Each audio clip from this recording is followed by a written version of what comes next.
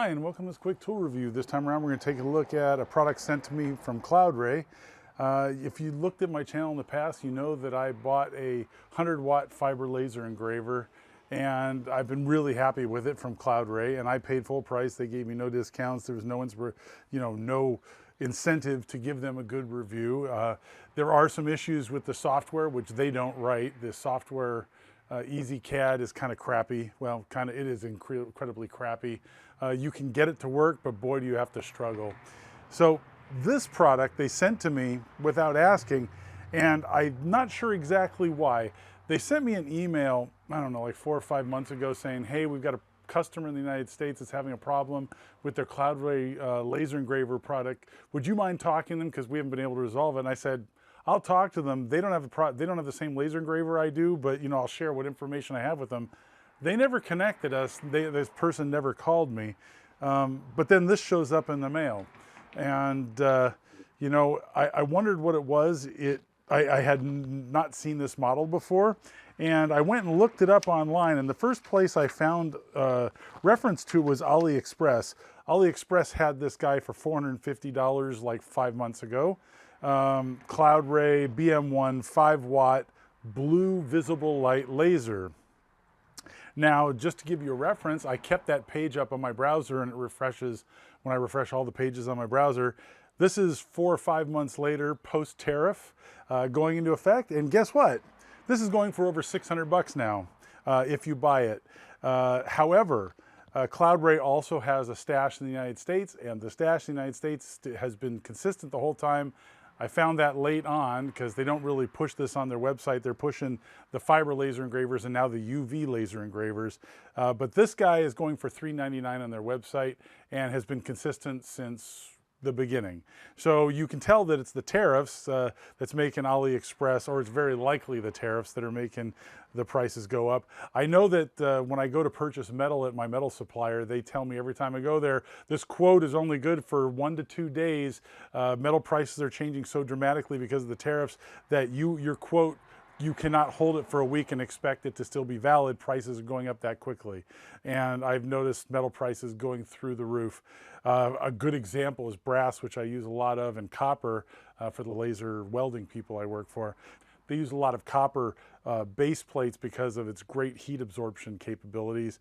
And the price of copper has doubled since early this year. And that's partially demand and partially tariffs. I mean, copper demand's high and copper production can't keep up, so that's always a bad combination. In any case, let's take a look at this laser engraver. It's a 5-watt laser engraver. I believe it's solid state laser. I believe it's blue light visible laser. They're claiming it's 0.01 millimeter accuracy. It's like 1/2 thousandth. 5 millimeter cutting depth, which is not quite 1/4 of an inch, I think. Yeah, about just not quite 1/4 of an inch. It includes software CutLab X, but it's compatible with Lightburn and Windows, Mac, Android, iOS. It's an all-in-one unit with a built-in shield to protect your eyes, which is kind of nice. And they're claiming that it's 5 meters per second or 5,000 millimeters per second. I wonder if that makes it galvo. I don't know. We'll have to see when we open it up. They're saying the lifespan is 10,000 hours. So let's open this up and see what's inside. First thing on top, we've got a really thick manual. We have a micro-secure digital adapter to USB, where it says it comes with not Lightburn, but it comes with CutLab X, which I hadn't heard of before this. So let's pop this out. It looks like it's got a couple of samples that you can engrave on, some wood, some very thin plywood.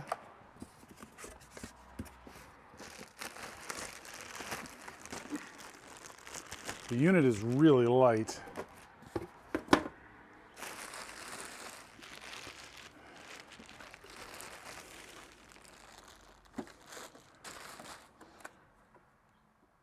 Please remove protective film before use. Well, there you go.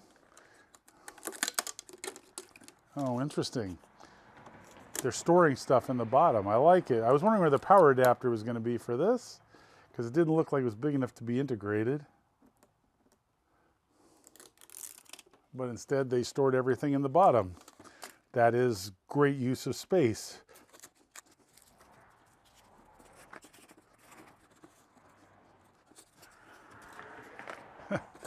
It's like a Tetris puzzle. Safety glasses. And if you look at the inside, semiconductor laser on an XY gantry. So it's not what I thought it was. That's really cool. It is not a galvo, which is slower, but because it's so small and light, they're claiming they can get 5 meters per second. I'll be curious if they can really pull that off. Comes with safety glasses and a power adapter. It's always so satisfying to pull this protective coating off. A comment about the safety glasses. It's nice that they came with safety glasses.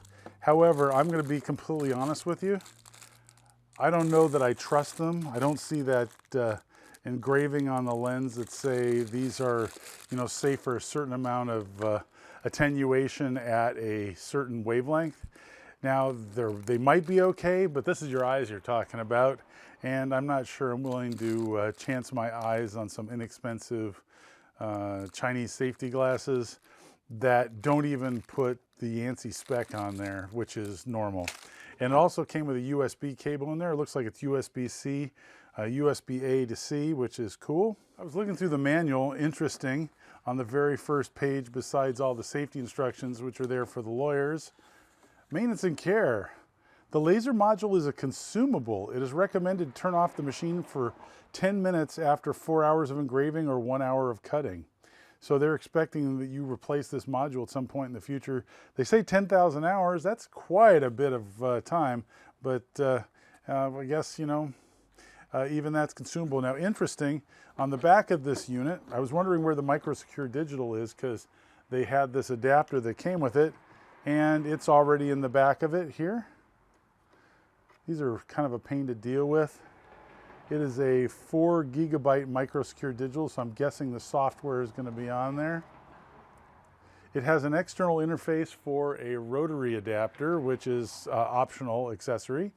Here's the Type-C in, and there's the power. It is not powered through the USB-C, which some devices are. They're saying it's 12 volts, 4 amps, 48 watts, 5-watt laser. Laser wavelength is 450 nanometers, which puts it right in the blue part of the visible spectrum. Now let's talk about wavelength, because that is really what differentiates all these different lasers one from another. So over here, you can see my fiber laser. That fiber laser is on the order of 1 micron or 1,000 nanometers wavelength. And there is a CO2 laser, which came with that one when I bought it. That one is 10,000 nanometers or 10 micrometers for the wavelength, approximately, very approximately. That puts it deep in the infrared. They also have UV. This one here is blue. So what's the difference, and why are the wattages so different? Well, looking at how lasers work, the medium that they use to lase has to have atoms in it where light, a photon striking an electron in a lower orbital can pump it up to a higher orbital, and when it drops back down, that difference in energy produces another photon of a certain wavelength. That wavelength is the color of the laser. So they excite it with one range of light or photons of various wavelengths, and what comes out is very specific wavelengths, all tightly close together, very close to one specific wavelength. Now, why would you need different ones? Well, you see this is orange, right? Or on camera it looks sort of yellow. To my eye it's orange. Well, that means that this is reflecting yellow and red light, and it's absorbing blue and purple. So a blue laser would be able to melt this, the tines of this brush. The silver here seems like it's reflecting pretty much everything, but we only see in the visible spectrum. That's where the fiber laser comes in. To infrared, this is not reflective, it's absorptive. And similar for glass. Glass looks like it's clear to our eyes because visible light goes right through it. But to deep infrared, like 10 nanometer or even UV, it absorbs. And in order for the laser to do its job, it has to drop its energy off in whatever it is you're cutting. In order to do that, it has to absorb that light energy. So you need a laser of the proper wavelength or color so that it absorbs into the material you're interested in cutting. If it doesn't, it'll reflect off and it won't do any good, and you won't deposit that energy into the object and heat it up.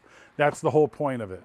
So this blue light laser is going to have very different range of items than my fiber laser or the CO2 laser, which are both infrared, one deep infrared and one near infrared. And that would let you do different objects. So a great example, see the acrylic on the front of this. So this is colored acrylic. So my fiber laser can sort of do colored acrylic, but clear acrylic doesn't touch at all. CO2 laser, which is 10 micron or deeper infrared, it absorbs perfectly well into acrylic, and you can cut acrylic or engrave in acrylic without any problem. And that's a very significant difference. The only change was the wavelength of light, and what, that controls what gets absorbed and what doesn't. Continuing on that same vein, if you have clear acrylic, one way I was able to get my fiber laser to engrave it every time was to put something that absorbed that color light on the surface. So like if I wrote on the surface of the acrylic with a Sharpie, it would go ahead and deposit the energy there right on the surface where the Sharpie is until the Sharpie was gone, allowing you to do some light engraving on acrylic. And that's how CO2 lasers have been able to engrave metals, which actually reflect the deeper infrared light, because they get a special spray coating they put on the material, and then the CO2 laser can go ahead and be absorbed into the surface of the material and do its damage, heat it up and cause ablation. This laser engraver can either work directly connected through a computer through the USB-C port, or loading a file into the micro secure digital and doing offline engraving, which uses this. It can also work over Wi-Fi from a source even like your cell phone, which is crazy. The fan in the back here is for the vent. They do sell a filtration system that goes with it. That's a pretty tiny fan. That's to suck out fumes when you're engraving. Also, you will notice that the bottom is free here. There is nothing blocking it like most lasers have a platform that they cut into. This one has nothing. They do sell an optional platform that you can put in here. However, on the positive note, you could set this whole laser on top of something that's way too big to fit in here and still engrave it, which is pretty handy. That's a nice feature that makes this sort of like a portable unit. I will note that the engraving area is fairly small. Total area is 80 by 80 millimeters, which is about 3 inches by 3 inches, a little bit, tiny bit more. So we need to set focus of this guy. This lever here is actually, I think, for height setting. I think that's to set the height over the material for focus. So here's crazy. The indicator that this thing is on is blue. The glasses they give you filter out blue. So I can't even tell that this is on when I'm wearing the glasses. And when you're working with a laser, you always want to be safe. You always want to have your safety glasses on. They should have made this a different color, like maybe red or yellow or white, anything but blue, because I can't even see that it's on through these glasses. Looking at this laser engraver, it looks like there's almost no space underneath the laser head for engraving anything other than, thin little plywood or something. But the reality is, back here, there are 4 screws here, which allows this section to raise up and you can screw it in place, thus giving you a lot more space. Now, then when you raise it up like this, you no longer have the protection of this. You have to wear your laser goggles all the time around it, although you probably should anyways. But it's a nice feature. Something else, when I first tried to print anything with this, I got no output whatsoever. And I don't know if you can see this right here. This connector was actually loose, and that was the problem. It wasn't making contact. So this would move around, but the laser wouldn't turn on, and that's why. This guy right here sets the laser height for focus. You loosen this, adjust up and down till this just touches vertically. It's not a perfect solution by any stretch. It's not a critical adjustment, but it does work. It gets you close enough. So let's see if we can engrave some things. The software this guy comes with, I believe it's related to Lightburn. The name of it, let me close it here, is CutLab X. I think it's related to Lightburn. I've never used Lightburn either. I only have EasyCAD for mine, but it seems like it's very similar just in the pictures I've seen. Maybe they're not related, but it seems like it could be.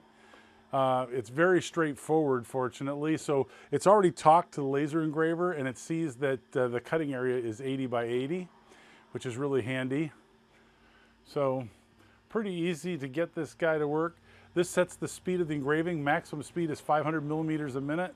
At 5,000 millimeters a minute, you can cut paper at full power, but not a whole lot else. I mean, cut through several layers of paper with the 5 watts. But in order to get deeper cuts and thicker material like this plywood here, it's not balsa, plywood, you have to slow down to like a couple hundred millimeters a minute. You can also make multiple passes. This is set for 1 pass. You can increase that to have the laser go over and over it.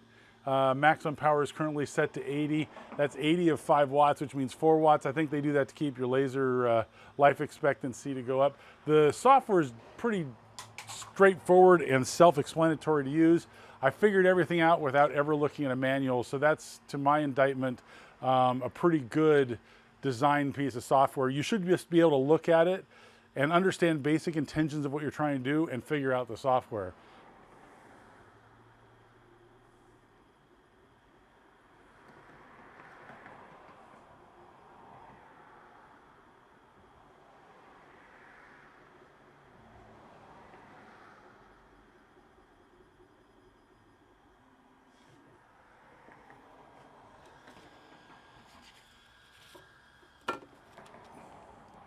Here's a small deadly tool right. I had the paper folded over on itself, and it cut through the first layer and just marked the second layer. We could get much deeper cutting if we simply ran slower. So I will try it on a piece of the plywood, like so, and we'll let it go slower.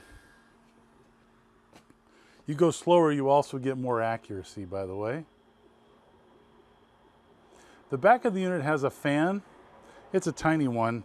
They do have a dust collection system or a smoke collection system that you can add to this. That's an optional accessory.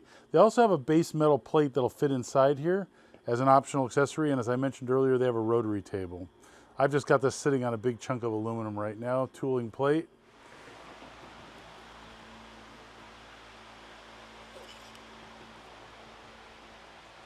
There you go. That's without playing with parameters. So how about we move on to some materials that we would be interested in. Next up, this is adhesive silicone, quite thick, silicone rubber, very stiff, over an 1/8 inch thick. So I'm going to try and cut this, see if we can make a washer out of this. I have no idea. I'm going to have to use some dust collection to suck the fumes out of here because I don't want to breathe it. I'm not quite sure. You're probably not going to want to hear that. So anyways, it might be hard for you to see anyways.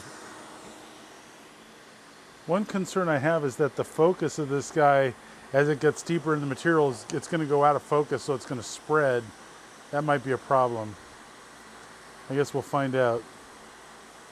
The cut was clean, but it didn't make it all the way through it. I think I'd have to go for longer.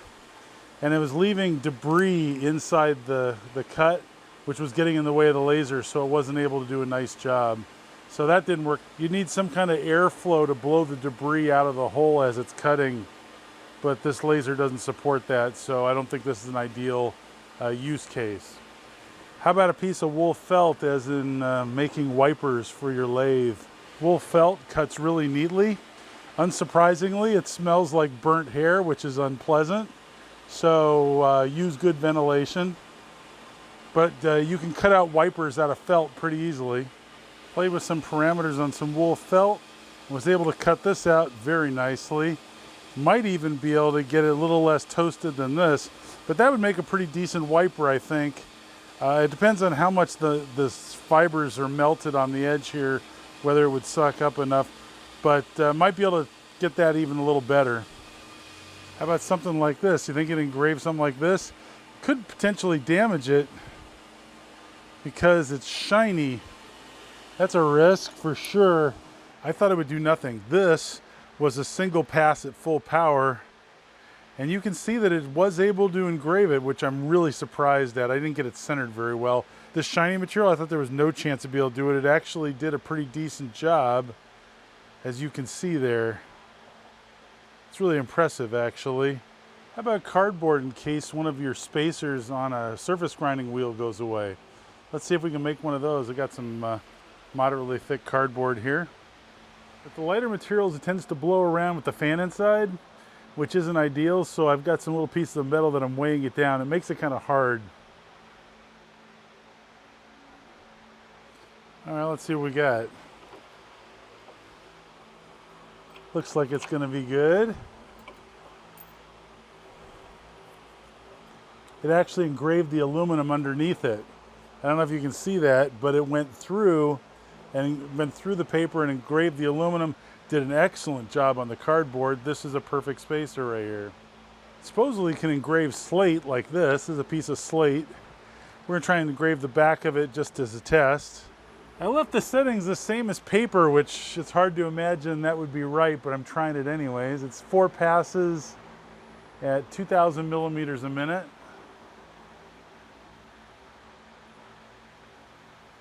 One thing is, if you're going to use a laser, you definitely need to get some material that you can use to test with, because dialing your settings in takes a while, so expect to have some loss. Oh, yeah, no problem. Very visible. That's on slate, and it actually can feel that with my fingernail. So it does slate pretty well. So my overall take is this is a pretty versatile product. It can do stainless, which is really surprising. That's only 1 pass. It would be darker with multiple. Slate, paper, cardboard, wood, plastic. Pretty versatile. This is a visible light laser, only 5 watts, so that makes it slow, so don't be expecting really fast action. It's a little kludgy finding center. I think you need to buy the plate that fits inside here, or as a machinist you can make one yourself, because you could then engrave 0, because it also engraves aluminum, as you can see here, no problem. Let's see, maybe you can zoom in. I can zoom in on that for you. It also etches aluminum, no problem. So you could put a plate in there and etch where the center of your part should be, and then you wouldn't have to struggle to keep finding it like I was having to do, because this thing moves around, and when it moves around, that resets your 0 point. So it's pretty versatile. The focus, I like the fact that the focus is built in. The software is kind of kludgy. You can only move things around when this is down. I would like to disable that. I get that it's a safety feature, but it's a little bit problematic when you're trying to find your center of your part, because then you can't, because this is in the way and it's hard to see in there. So not ideal. I give it a thumbs up. The software is easier to use than EasyCAD, not as kludgy. I didn't need to go to a third-party site and get instruction on how to use it. It still has some issues with complexity in this software, but I think I'll get around that with time, and I can't expect that you'll know every feature of software just by playing with it. You probably do need to read a manual, which you can download online. So anyways, pretty cool product. Give it a thumbs up. Thanks for watching. Hope you find it useful. Hope to see you next time.